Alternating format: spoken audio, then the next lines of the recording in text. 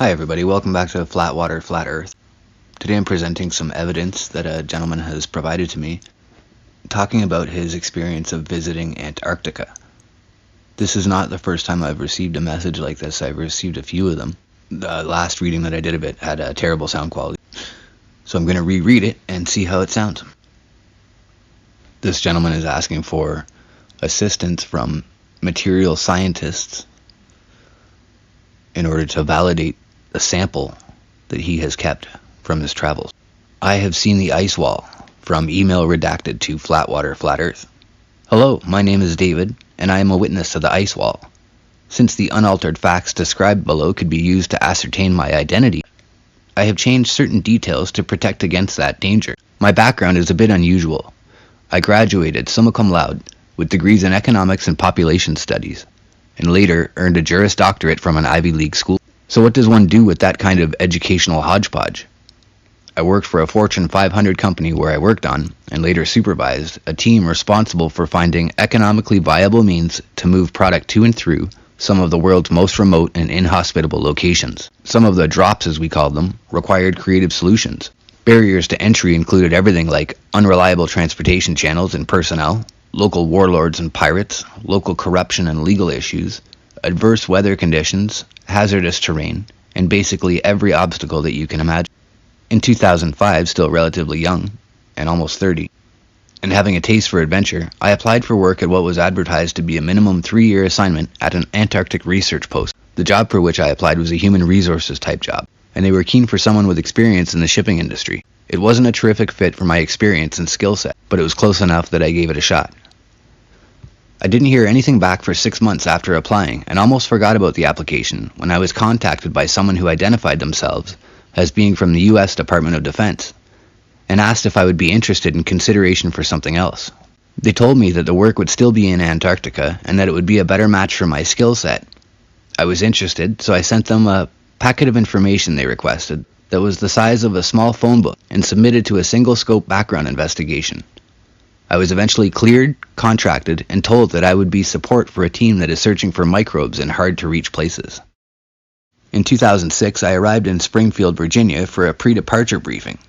Entry required going through 4 checkpoints and a half-dozen pat-downs. There was a heavy military presence even inside the building, and I was escorted at all times. I can still remember the smell of the corridor as I walked down it at 07:30 to the briefing room. I entered the room where one other fellow was already seated at a large round table, a man named Mike. Mike was approximately my age. He had a MS in mechanical engineering, and his expertise was in bodysuit temperature regulation. If you needed to send someone into a sub-zero environment without them turning into an icicle, Mike was your guy. Other people started to come in and the seats eventually filled, 15 in all. 14 of us were male, and all of us approximately the same age. 10 of us were military or ex-military.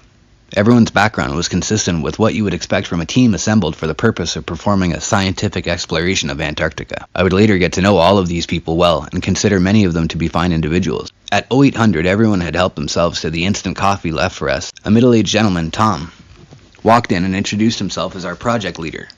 Tom started by saying he had read each of our files and was so grateful for us taking this assignment. Yada yada. He then started a slideshow presentation. Slide 1 read Project Copernicus, the name of our assignment. The slideshow illustrated some of the early days of the project. We were one of 6 teams working under a task force, ultimately under the authority of the National Geospatial Intelligence Agency. He then asked the questions, why does an Antarctic research mission require its personnel to have top secret clearance? Anyone? In what was probably the first indicator that I was the troublemaker of the group, I answered, it doesn't.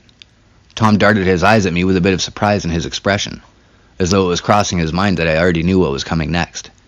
But he continued, why would the teams working on such an assignment be compartmentalized? Why would its members be chosen individually instead of corporately? What does Antarctic exploration have to do with the security of the United States? Nobody answered. These questions had all crossed our minds, and we expected to eventually get answers, but we didn't expect to get asked those very questions from the man under whom we would be working. The answer, he said with some pause for drama, is that we're not here to explore the Antarctica that you studied in grade school. More pause for drama. I'm sure he was enjoying it. We're here to explore the real Antarctica. Tom flipped to the next slide, a map of a flat Earth, and the words, the Earth is flat. I laughed. In my mind. Others laughed as well, but I can't say whether I merely projected my amusement on them, or whether they were actually laughing as well. Tom clearly anticipated our reaction. Without a word, he flipped to the next slide. A photo of a battleship alongside an ice wall that dwarfed it by comparison. Next slide, a photo taken from approximately a mile in air, ocean at bottom against the ice wall, followed by an incredible empty vastness that eventually disappeared into darkness. Next came a video. It was a heavily bundled Tom, though a bit younger, walking atop the ice wall where it met the ocean, and narrating his observations. It appeared to be his first visit, later confirmed to be so, and he was expressing the surrealness of his experience. More videos, more pictures, more graphs, data, and explanations. The slideshow ended, and Tom told us that we would be supporting exploration beyond the ice wall. Well, to say that there was a lot of discussion at that point is an understatement. We didn't know if this was a joke or a test, if Tom was just a lunatic, or if we and everyone around us had truly been fooled all of our lives. I had been programmed, and this data did not work within the confines of that program. I had to see it for myself. 2 weeks later, I did. The team traveled by ship. The journey was incredibly long. The days kept getting colder. Eventually, we reached the wall. The first thing that struck me was that it was so irregular in height and shape. The illustrations and videos that Tom showed us seemed to illustrate a uniformity about it, but seeing it in person revealed that this wasn't the case. Some sections of the wall were sloped, while others were not. I would describe some areas to be 2 to 3 times the height of the Washington Monument, while others appeared to be much taller than that. On this particular visit, I did not leave the ship and therefore did not see things from atop the wall, but I can confirm that the wall is gigantic and appears almost infinite. This just scratches the surface of my experience and observations. While 99% of my work was performed from behind a desk, I saw things and learned things that would blow your socks off. The first question is whether the Earth is flat. It is. The second question is whether the world as we know it is surrounded by an ice wall. It is. The third question is what is beyond the ice wall? We have a tiny sliver of the answer to that question, and the little bit that we know is astounding. I've kept this to myself long enough. I'm tired of the lies. Mostly I'm tired of seeing the wrong people prosper because of those lies. I need help. I want to get this story out, and I need to do so safely. I'm not keen on being locked away for violating my security clearance. I expect to be vulnerable to harassment or harm by private individuals, foreign governments, and probably my own government as well. I'm writing this from a laptop that I purchased with cash 2 years ago and haven't used until earlier this week. I am in a parking lot outside a motel using their free Wi-Fi. I've gone over this message in my mind for years. I thought about posting to YouTube or sending it to media outlets, but I can't get myself into a situation where I've given up my freedom so that a total of 100 people can hear my story and disregard it. I am not a paranoid person, and I do not live my life in fear, but I don't believe in taking unnecessary risks. I knew that I might someday need or want sound evidence to back up my story. Photos can be fake, documents can be forged, witnesses can perjure. I'm not about to let myself be dismissed as a lunatic or a liar. So let me ask you, what would you do? I did something, and it doesn't involve photos. I have verifiable proof of my journey and where it led, but a premature disclosure or a release could undermine my ability to authenticate it.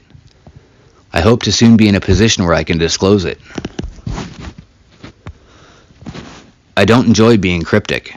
As the operator of a YouTube channel, I am hoping that you could offer some suggestions for getting this story out.